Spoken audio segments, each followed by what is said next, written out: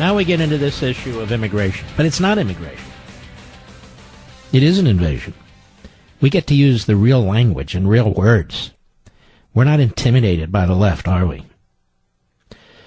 First of all, the people who want to take over climate, the people who want to take over health care, the people who want to take over income redistribution, the latest knucklehead idea, dangerous as it is. How wrong are they? Montage from CNN and MSNBC in October, November, and you can't even tell the news people from the commentators, from the politicians when you listen to this. Hat tip newsbusters, cut one, go. This whole caravan in the last week of the election is a giant lie. They've been running on an imaginary caravan. An imaginary caravan. This cooked up. Wait a minute. Caravan. Is that one of the newlyweds, Joe Scarborough? So they finally tied the knot. They finally made legal what they've been doing for years. How about that? Scarborough and Brzezinski. Or is it Brzezinski and Scarborough? I think it's Brzezinski and Scarborough, don't you, Mr. Producer? The wife's name's supposed to come first in many instances, isn't it? Brzezinski and Scarborough. Or as we like to call them, BS. Let's start from the top. We have the bigot by the name of Steve Schmidt. He starts. Go ahead.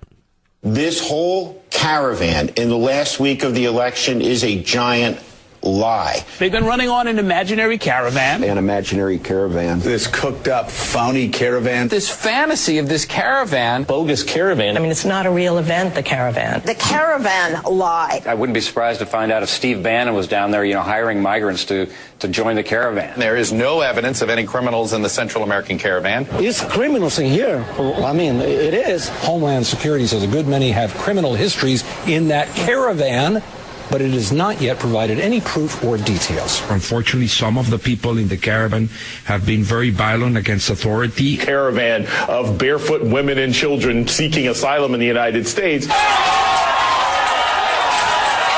This caravan, which is 1,000 miles away and made up of women and children. Mothers and children seeking refuge. This caravan, which is mostly women and children. Women, children, babies. There's nothing at all to worry about.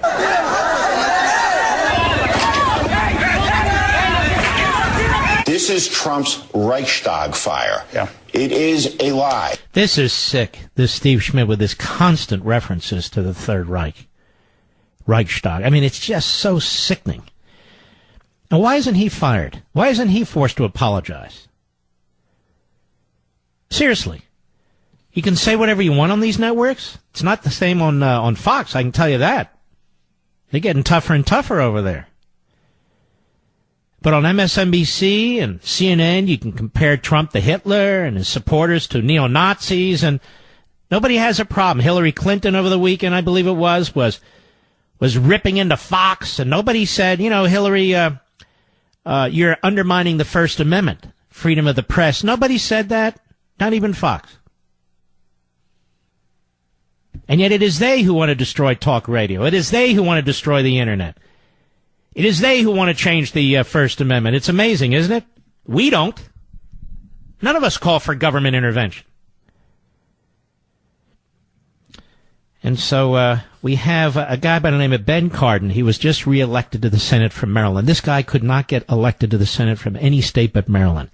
He's a nebbish. He is low IQ, and he is knee-jerk predictable. And you see, ladies and gentlemen, what's going on the border? That's our fault. We caused this mess. Cut 5, go. This is horrible. We have a humanitarian problem at our border. President Trump has argued that our immigration system... Hey, you idiot. There are humanitarian problems all over the world. Nobody asked those people to come to the border. What is the solution for the left? Please, somebody tell me. Nobody asked all these great news outlets, the free press. Nobody says to this low IQ moron, Cardin, and I used that phrase first, so I'll keep using it. Nobody says to him, hey, Cardin, What's your solution? What do you want to do? Go ahead. Yet, for the last 2 years under his presidency, controlling both the House and the Senate, the Shut up. Republicans... I detest these people. So Trump created this problem. Trump's trying to stop this. He's trying to fix the problem. Now, since so many of you women in the suburbs apparently voted Democrat, are you encouraging this? Would you like to see people from south of the border moving into your suburban neighborhoods? Ooh, would you? Why do you live in suburban neighborhoods in the first place? I mean, you folks have to look in the mirror. If you voted Democrat, if you're liberal and you're in the suburb, you really have to look in the mirror. What is it that you aspire toward? What is it that you want? Yeah, it's time to ask. You don't live on the border. You don't live in the cities. Bernie Sanders. Now this old red, he's a commie, but they'll never call him a commie, because he is a commie. No, you're a red baiter. No, he's a commie. On CBS this morning, he's very relevant. Got 45% of the Democrat vote against Hillary Clinton, who's awful candidate. But they like what he says. That's how they pick these guests. They like what they say. They like what Ben Cardin says, so he's on CNN. They like what Bernie Sanders says, so he's on CBS this morning. Cut 6, go. Well, I think you got a really tragic situation, and you got to minimize the level of force that is being used. All of which speaks to what you just mentioned. The need for us to finally deal with immigration in a comprehensive way. You wrote your book that... Excuse me. What does that mean? There's 1 billion people out there who would come into this country. Ladies and gentlemen, what is this? We have a government and a party within the government and a half a party in the Republican Party in the government that do not embrace the whole idea of a nation state with sovereign borders.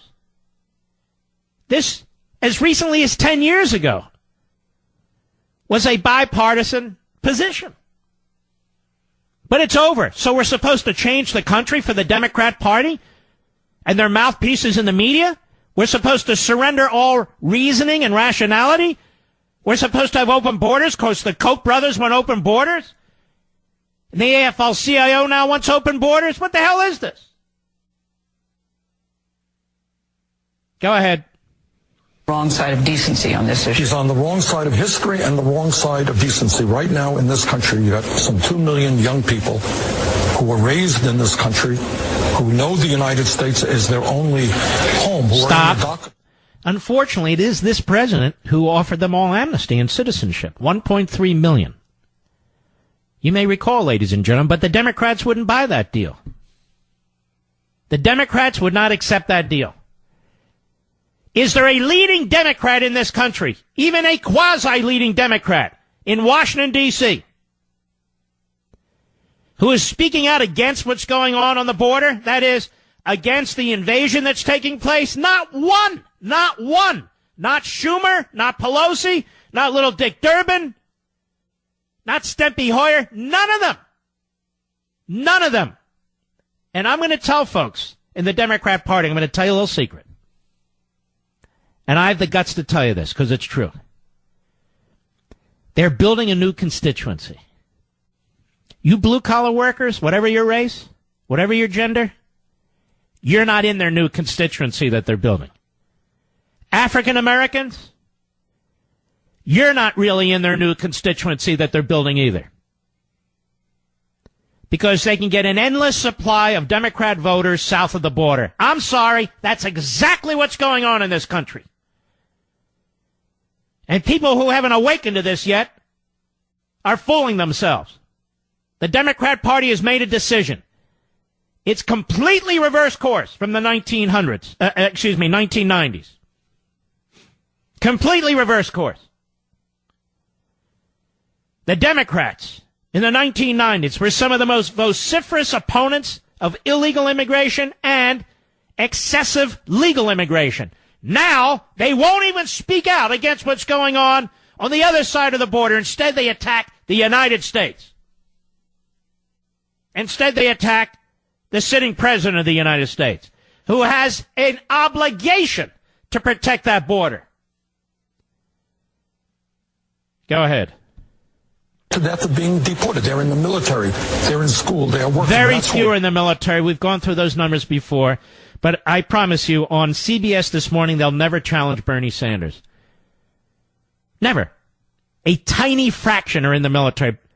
And I don't have a problem with them. Now, that is, if you're going to go in the military, you should get citizenship. I don't have a problem with that. But we're not talking about that, are we? And notice, again, never challenged. Never challenged. Go ahead. Rhodes Scholar. That's right. Oh, well, we got a Rhodes Scholar, too. So King, on CBS this morning, is helping him along, you see. We have Rhodes Scholars. I mean, for crying out loud. Those are Rhodes Scholars on the border there, ladies and gentlemen, throwing rocks. Men in their 20s, 30s, or Rhodes Scholars. Rocket scientists. You never know. Go ahead. 10 million people in this country, including several million who are sustaining our agriculture in this country. All right, that's enough. I just cannot take this. So lawlessness is okay if they pick lettuce. Do you realize how racist this guy is? Stereotypical the left is. They're never called out. This is why Bernie Sanders, despite repeated requests, will not come on this radio show. This is why Bernie Sanders will not come on my Sunday night Fox show. He's a coward. He's a coward. He knows I know who he is. He knows I know what he wants to do to this country. He knows that I read the same books he did with Marx and Engels and Hegel and Rousseau. He knows that I know what he knows. So he'll do an interview with these dunderheads. That's not news. Did you hear any news there whatsoever? Any news? Not a word. I'll be right back. There can be no end, ladies and gentlemen. There can be no end to the progressive or radical left's project, to their experiment, because it doesn't work. And so, as I wrote in Ameritopia, they always have to blame the system. They have to blame some group, some element within the system. They're never circumspect. So the problem with Obamacare is it's piecemeal, and what we need is single-payer Medicare for all, and things of that sort. And then you get into these societies that have done those sorts of things, and then they really, really need to clamp down on the people. Because the government would work perfectly but for the people. And this is what happens in these autocratic, centralized governments, and can happen to this country in the decades ahead. You've got Booker and Harris, now both of them promoting a minimum income for all people, starting at birth. No discussion about the debt. No discussion about entitlements that are already heading toward bankruptcy. No discussion about the work ethic. None of that. They have plans. They always have plans. These are people who really are not substantive. These are people who've been in politics their entire life or been in public office their entire life. Not all of them, but too many of them. They have no comprehension of what it takes to make a living, to make a product, to hire people, to work on an assembly line, to drive a truck, to this, and the rest. And so these societies have to get increasingly iron-fisted, and individuality has to ultimately be stamped out. Liberty has to be ultimately constrained and then stamped out. We need conformity. Conformity. Here's our government's goal, and everybody must move in that direction, and that's how your worth will be measured. In the meantime, in order to keep power, they turn us against each other, based on our race, based on our religion, based on our genitalia, based on what you do with your genitalia, and on and on and on. There's always a way to turn people against people, to keep us disunited by focusing on our physical dissimilarities or our religious dissimilarities or what have you. And that's what's going on in this country. And this is what the Democrat Party is doing. It's not new. It's just pernicious. It's pernicious. You see what's going on in China? We talked about this briefly, but there's a major piece on this in the Bloomberg News now. China's plan to judge each of its 1.3 billion people based on their social behavior is moving a step closer to reality, with Beijing set to adopt a lifelong points program by 2021 that assigns personalized ratings for each resident. The capital city will pull data from several departments to reward and punish some 22 million citizens based on their actions and reputations by the end of 2020, according to a plan posted on the Beijing municipal government's website on Monday.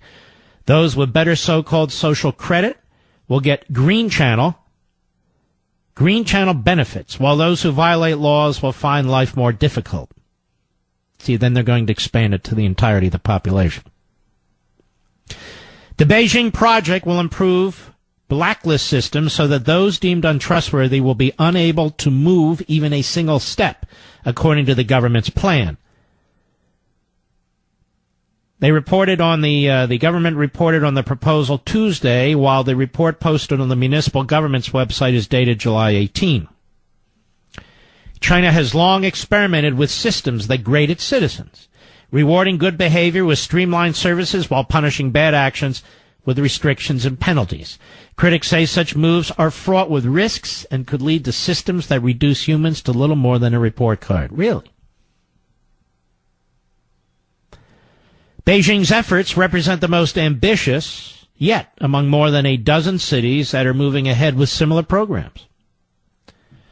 Hangzhou rolled out its personal credit system earlier this year, rewarding pro-social behaviors such as volunteer work and blood donations while punishing those who violate traffic laws and charge under-the-table fees.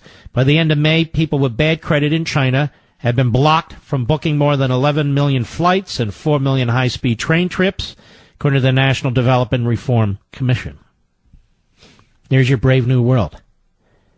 We're creating our own brave new world here, right in the United States of America, where terms are unraveled and then put back together again, where words and phrases are banned, where, oh, you don't agree on climate change? Something must be mentally wrong with you. No, you don't believe in securing the border? You must be a racist. And so forth. I'll be right back. Let us go to Scott, Colorado Springs, Colorado, the great KVOR. Go. Hey, Mark, thanks for taking my call. I just want to let you know my family and I were in Tijuana last week, and we did see evidence of that caravan, so I don't know what the media is talking about, that it doesn't exist. We saw 200, 300, 400 folks on the border with our Border Patrol on one side and the Mexican Federal Police on the other side. Fortunately, when we were there, it was very peaceful. They were just had some signs up and were standing around, but I don't know what the media is talking about. I've seen evidence. We talked with some local. Well, they don't know what they're talking about. Was Jake Tapper down there when you were there? I didn't see him. Was Wolf Blitzer? No. How about Jim Acosta? How about Don Lemon? How about Allison Camarada? Any of them there? No. How about Al Sharpton? Was he there? Despicable people. No. How about Joe Scarborough and Mika Brzezinski? Were they there? No, they were at the National Archives getting married in front of the Declaration of Independence and the Constitution, so they leaked it out to the media. Probably should have gotten married in front of the restroom, but that's all right. Now, you didn't see any of these famous deniers, the caravan deniers, that's what we'll call them, did you, sir? No, sir, I did not. I did see some local media from San Diego there, though, but I guess they didn't report anything because it should have made its way up to the national news if they did. No. You don't understand. The so-called national media, they're very elitist, even though they're dumb as a doorknob. And so they're not going to give any credit to local or regional media or state media. No, they're special. They have no ratings, but they're special. All right, Scott, thank you for your call, my friend. Kim, Modesto, California, the great KFIV. Go. Hi, thank you. Of course. Pleasure to talk to you. Okay. Just love this. You are special, and we all love you, okay? Thank you. Thank you. All right. So I was talking to my husband. Well, I know everybody doesn't love me, which is why I have a 357 with hollow points. But anyway, go ahead. Hey, you're needed. You are needed, and these people can't hold a candle to you. They couldn't do what you do. All right, so I was talking to my husband. No, really. Yes. I was talking to my husband, and I said, wouldn't it be great if Trump said this? And he goes, oh, he can't say that. So I go, what is Mark? What is what? I didn't hear that. What's the what? What would Mark say about it? I said, Trump should get up there, and he goes, hey, Bernie, why don't we send a caravan your way? You've got 95% white people. I don't know how he'd say it. He says he can't say it like that. But he's got 95% Caucasian. You're talking about Vermont. Correct the mundo. Yes. That's right. There's a lot of maple syrup to be gotten out of Vermont. So I like this idea. So what you're suggesting is, since Bernie Sanders is unaffected by this, maybe if the people of Vermont got a taste of the parade, maybe things would change a little bit. Oh, yes. You said it. That's exactly how. I'm wondering, should Trump say it, or now that you? Well, I don't know if he'll say it or not, but I don't have a problem with that. You said it. And I don't know why they don't move the Democrat national headquarters to McAllen, Texas, either. They're all up here in Washington D.C. The Obamas have a home in the ritziest part of Washington D.C., where I understand there's a lot of white people, by the way. Just saying, because, we've got to identify based on skin pigmentation. And they built a wall around their house. Yes. I think we ought to find out who that contractor is and hire him and send him south of the border. That's right. All right, my friend, you take care. I just noticed that the Democrats are not building anything on the border. They're not putting their libraries on the border. Like, why didn't Obama put his library on the border? Why don't they buy a home on the border? Same with the Kennedys, same with the Pelosi's, same with the Schumers and everything. And why are all the media in and around Washington, D.C. and New York and some in L.A., why don't they just go to the southern part of the border? And they never will. All right, I'll give this a try. E. Frank, Astoria, Queens, New York, the great WABC. How may I help you? Yes, good evening, Mark. I just wanted to talk a little bit about the issue regarding the caravans coming through Mexico. What caravan? Crashing into... What caravan? Jim Acosta said, they're far, far away, so I have to believe Jim Acosta. Yeah, well, I voted for Donald Trump, even though I'm a Democratic liberal and I'm Catholic as well. I voted for him because I trust his judgment. I know that he's also, I don't want to say this, I actually know him indirectly because we used to ride the same train, the F train. Oh, very interesting. Yeah, 74th Street and Roosevelt Avenue, so we know each other. But he knows you well, I take it, E. Frank. I kind of know him quite well. Really? From Queens, Queens, New York. There's a lot of people in Queens and New York, sir. We are very nitty. A lot of people who take the subway, a lot of people who take the train in Queens, New York. I'm familiar up there on Parsons Boulevard, and he's familiar. May I ask you a quick question, E. Frank? Why E? I never asked you that question. Well, it's a black name. Even though I'm Hispanic, they named me with a black name. They said, my child was born in the 70s under Lindsay. Many of the things coming out. I have never heard of an African American named E. Frank. Well, my parents said that because I lived across the street from a housing development in Astoria, they decided to name me. Call you E. Frank? May I ask a question? I'm just curious. Why not A. Frank, like you're on the A team? I have no idea. They said, we're going to name you this because you were born in 1970. I think you grew up in the... They told you this when you were born? They told me this when I was like 3 or 4 years old, why I was named E. Frank. Okay. And your parents, they weren't like C. Frank and... Anyway, go ahead. Anyway, I trust in the judgment of our president, but I also believe that there is a more humane way of handling individuals who cross the border. I've been battling illegal aliens since 1990, and I've talked to former INS agents, including indirectly friends of Joe Acapente, who is a friend of Curtis Lewa. Look where we've gone up to now, where basically I rather trust a friend of mine, which is James Hunt, the supervisory... You're throwing too many names around, and I'm concerned about it. What is the point of your call, my friend? that I believe that Donald Trump should employ or hire more Border Patrol agents. Donald Trump's the president, as you know. He should employ more border agents. I don't have a problem with that, but he has to get funding from Congress. Because it's cruel to see a caravan confrontation with U.S. troops at the border. Okay, first of all, there's no caravan confrontation with U.S. troops.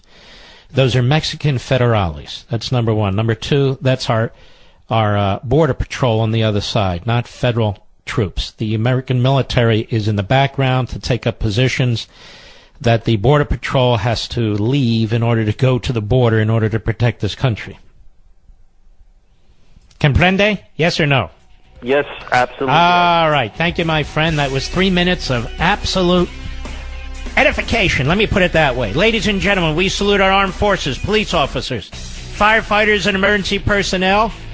Hope you'll check out LEVIN TV, and I'll see you tomorrow. God bless.